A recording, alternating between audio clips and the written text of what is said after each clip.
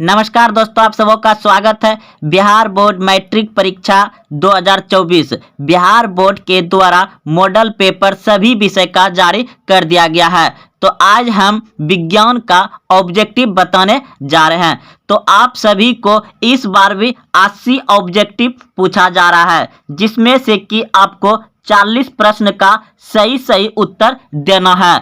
तो दोस्तों बात यह रह गया कि आप जो बनाएंगे तो आप शुरू से यानी कि 1 नंबर अगर आप बना दिए, फिर अगर 2 नंबर नहीं जान रहे हैं तो 3 नंबर बना दीजिए, फिर 4 नंबर बना दीजिए। अगर आप 5 नंबर नहीं जान रहे हैं, 6 नंबर नहीं जान रहे हैं तो डायरेक्ट आप 10 नंबर, 11 नंबर, 12 नंबर बना सकते हैं। और आपका सही जो होगा ना, शुरू से लेकर के ही 40 नंबर तक किया जाएगा। तो आप कहीं से भी शुरू से बनाइए, जो जानते हैं उसी को रंगिए। तो अब चलते हैं प्रश्न की ओर। तो दोस्तों प्रश्न आपको देखें कि बहुत आसान पूछा है और बिल्कुल इसी तरह पूछा जाएगा। लेकिन याद रखिए इस मॉडल पेपर से भी 10 से 15 प्रश्न आएगा। तो देखिए पहला प्रश्न क्या था कि गोलीय दर्पण के परावर्तक पृष्ठ की वृत्ताकार सीमा रेखा का व्यास कहलाता है। गोलीय दर्पण के परावर्तक पृष्ठ की वृत्ताकार सीमा रेखा का व्यास कहलाता है। तो ऑप्शन नंबर डी सही हो जाएगा, गोलीय दर्पण का द्वार। अगला प्रश्न है कि निम्न में से किस दर्पण की फोकस दूरी धनात्मक होती है। यह क्वेश्चन बहुत बार बता चुके हैं पहले भी। निम्न में से किस दर्पण की फोकस दूरी धनात्मक होती है। तो उत्तल दर्पण का धनात्मक होता है और ऋणात्मक किसका होता है, अवतल दर्पण का। तो ऑप्शन नंबर ए सही है। अगला प्रश्न है किस वर्ण रंग का तरंगदैर्घ्य सबसे बड़ा है। किस वर्ण रंग का तरंगदैर्घ्य सबसे बड़ा है। तो लाल, ऑप्शन नंबर ए सही है। लाल रंग का तरंगदैर्घ्य ज्यादा है, इसलिए इसका सिग्नल में भी काम किया जाता है। अगला प्रश्न है कि किसी वस्तु का प्रतिबिंब आंख के किस भाग पर पड़ता है। किसी वस्तु का प्रतिबिंब आंख के किस भाग पर बनता है। तो रेटिना पर, ऑप्शन नंबर ए सही है, रेटिना पर। अगला प्रश्न है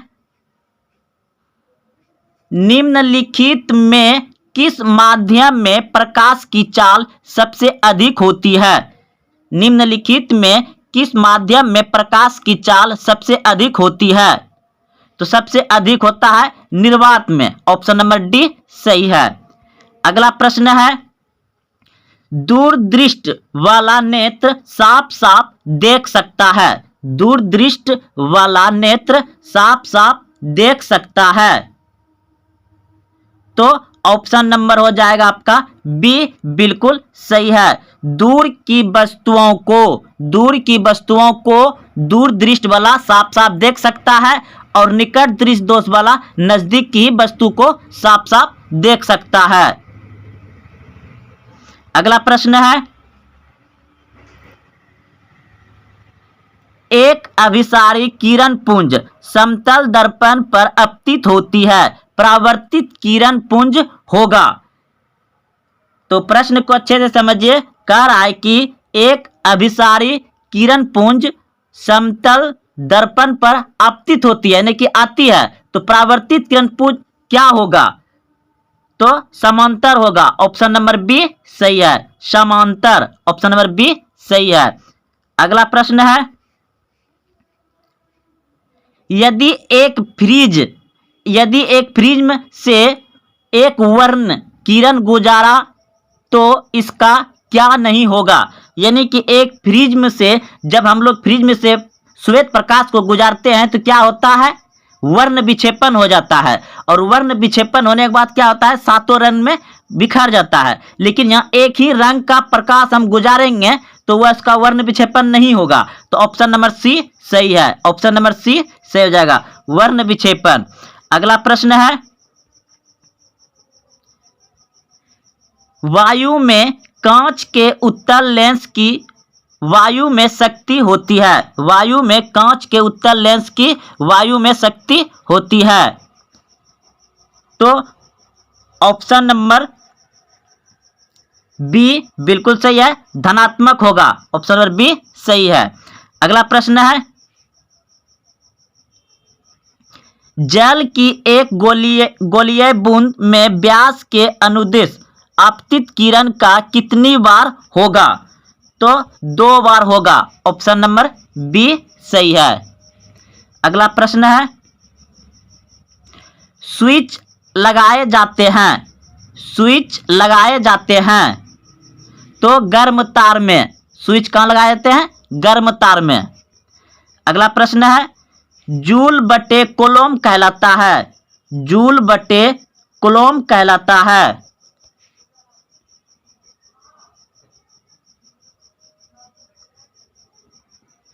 जूल बटे कूलॉम कहलाता है। तो हो जाएगा इसका ऑप्शन नंबर डी सही है, वोल्ट। अगला प्रश्न है,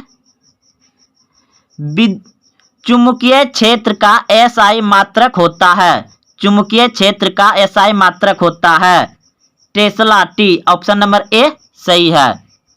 अगला प्रश्न है, विद्युत घंटी विद्युत धारा के किस प्रभाव पर कार्य करती है? तो इस प्रश्न का उत्तर हो जाएगा ऑप्शन नंबर सी बिल्कुल सही है, चुंबकीय प्रभाव पर।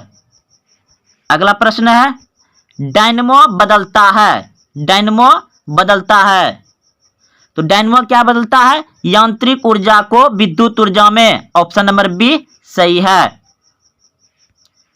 अगला प्रश्न है, अपवर्तनांक का रंग पर निर्भर करना कहलाता है, अपवर्तनांक का रंग पर निर्भर करना कहलाता है तो वर्ण विक्षेपण। ऑप्शन नंबर डी सही है। अगला प्रश्न है, एक मोटर कार के पार्श्वदर्शी दर्पण में बना प्रतिबिंब होता है, यानी कि एक मोटर कार में जो पीछे देखने वाला दर्पण लगा रहता है, साइड मिरर, कार में या गाड़ी में साइड मिरर, यानी साइड मिरर में कौन सा दर्पण होता है? उत्तल दर्पण होता है। तो उत्तल दर्पण में कैसा प्रतिबिंब बनता है? वस्तु से छोटा। तो ऑप्शन नंबर ए सही है।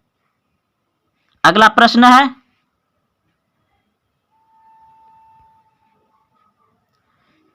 एक विद्युत सेल से धारा प्राप्त करने पर इसके सिरों के बीच विभवांतर का मान हो जाता है तो विद्युत वाहक बल से अधिक। ऑप्शन नंबर ए सही है। एक अवतल दर्पण के ध्रुव एवं फोकस के ठीक मध्य स्थित बीम के लिए आवर्धन होगा तो 2 हो जाएगा। ऑप्शन नंबर बी सही है। जीवाश्म ईंधन के जलने से किनके ऑक्साइड उत्पन्न होते हैं? जीवाश्म ईंधन के जलने से किनके ऑक्साइड उत्पन्न होते हैं? इनमें सभी। ऑप्शन नंबर डी सही है, इनमें सभी।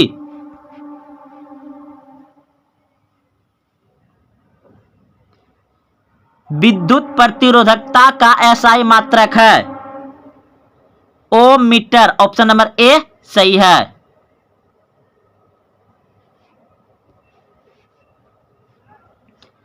चुंबकीय फ्लक्स में परिवर्तन की दर का एसआई मात्रक है, चुंबकीय फ्लक्स में परिवर्तन की दर का एसआई मात्रक है वेबर। ऑप्शन नंबर सी सही है। समागम माध्यम से प्रकाश गमन करता है तो सरल रेखा। ऑप्शन नंबर डी सही है।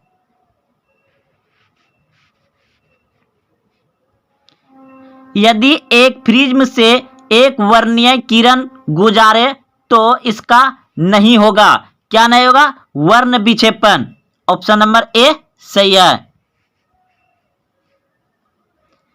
प्रत्येक इलेक्ट्रॉन पर ऋणात्मक आवेश होता है। प्रत्येक इलेक्ट्रॉन पर ऋणात्मक आवेश होता है।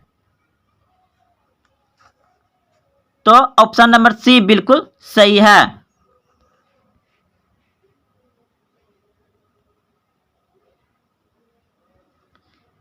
एक घोल नीले लिटमस पत्र को लाल कर देता है। घोल का पीएच क्या होगा? तो ऑप्शन नंबर ए सही हो जाएगा।